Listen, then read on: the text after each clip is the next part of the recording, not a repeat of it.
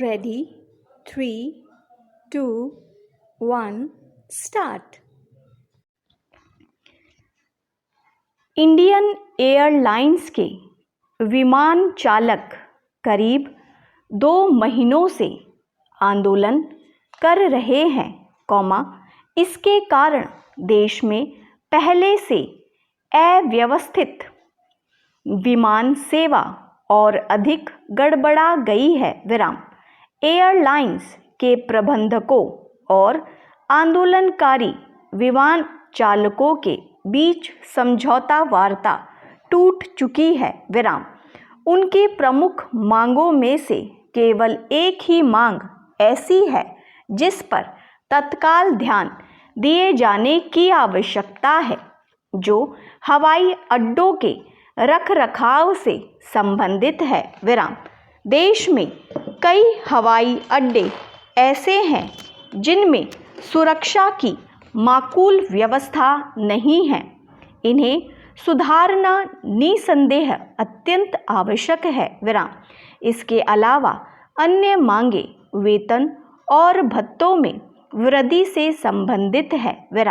विमान चालकों के वेतन भत्ते बढ़े, इसमें किसी को आपत्ति नहीं हो सकती। लेकिन इतना तो ध्यान रखना ही होगा कि देश के विभिन्न वर्गों के वेतन भत्तों और विमान चालकों के वेतन भत्तों में उचित अनुपात हो। इसके अलावा इंडियन एयरलाइंस की भुगतान क्षमता को भी ध्यान में रखना होगा। इस समय विमान चालकों को 7,150 से लेकर 13,130 रुपये प्रति माह के बीच वेतन और करीब करीब इतना ही आयकर से मुक्त भत्ता मिलता है।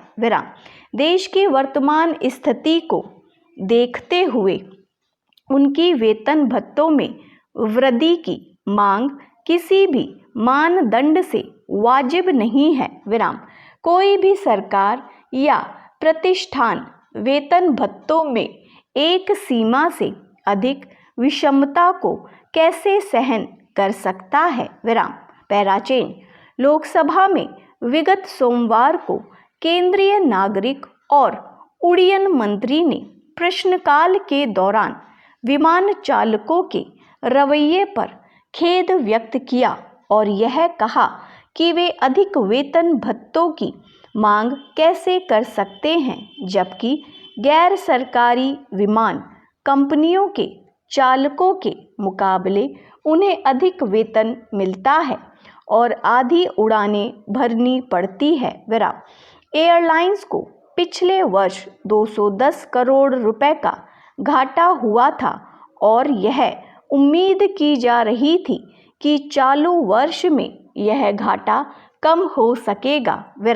लेकिन विमान चालकों की हठधर्मी से ऐसा लगता है कि घाटा कम होने के बजाय बढ़ेगा। कोई भी संस्थान हो, उसके कर्मचारियों को अपने संस्थान की वित्तीय स्थिति में सुधार लाने के लिए प्रयास करना चाहिए। इसके विपरीत एयरलाइंस में काम उल्टा हो रहा है। कोई सार्वजनिक प्रतिष्ठान इस तरह की अनुशासनहीनता को कैसे बर्दाश्त कर सकता है? यह विमान चालकों के संगठन को भी सोचने की बात है।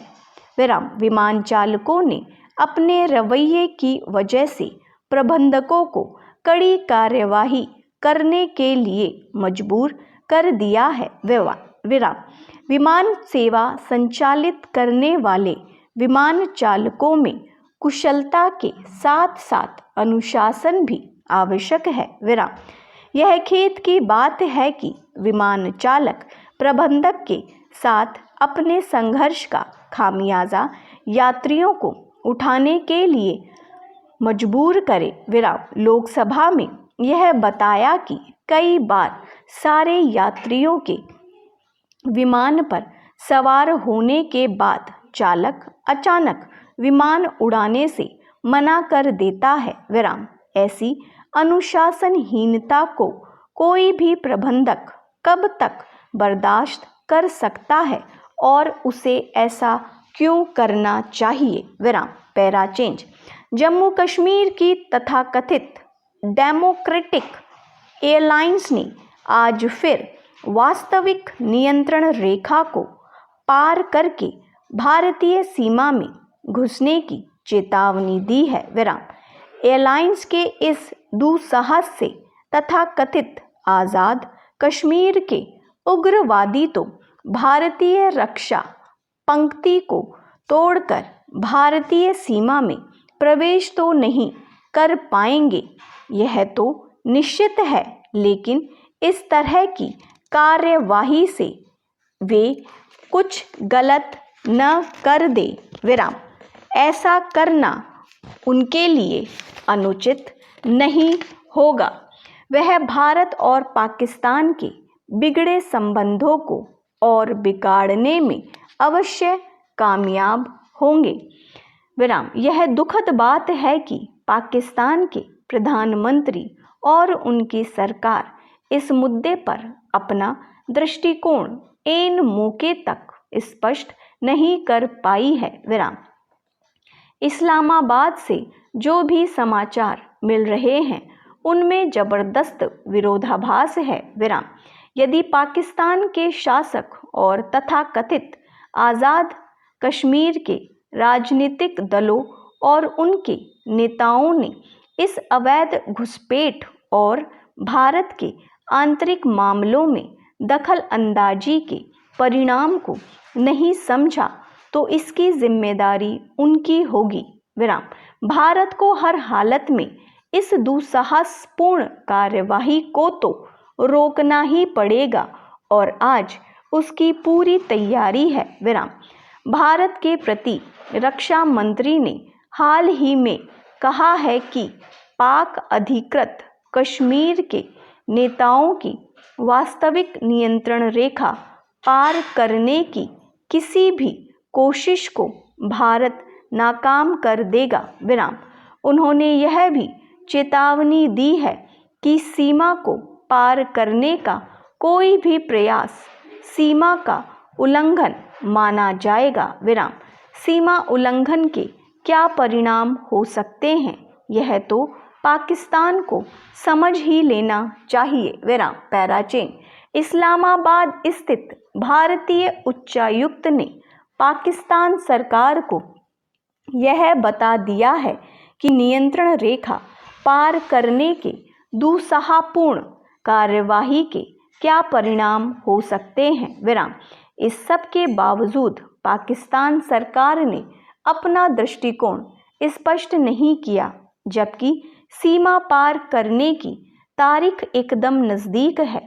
आश्चर्य की बात तो है ही पाकिस्तान की नीयत में संदेह पैदा करने वाली भी है। विराम।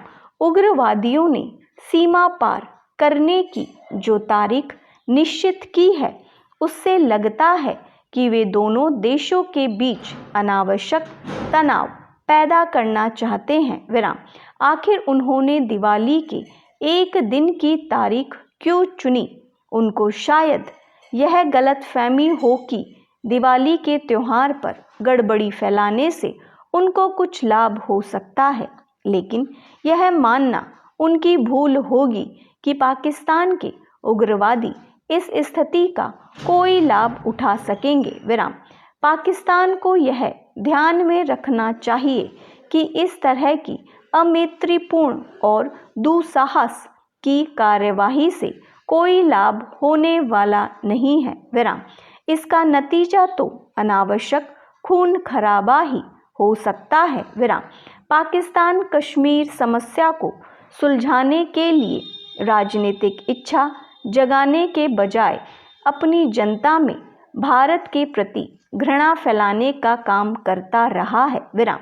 हाल ही प्रधानमंत्री ने अपनी नेपाल यात्रा के दौरान भी इस बात को बहुत स्पष्ट कर दिया था कि कश्मीर भारत का अभिन्न अंग है और भारत पाकिस्तान को इससे जुड़े मसले सुलझाने के लिए आवश्यक राजनीतिक इच्छा पैदा करनी होगी। विराम। जब जब भी पाकिस्तान के विरुद्ध कश्मीर में उग्रवादी और आतंकवादी गतिविधियों को बढ़ावा देने का आरोप लगाया जाता है तो वहाँ की सरकार उनका खंडन करती है, लेकिन पाकिस्तानी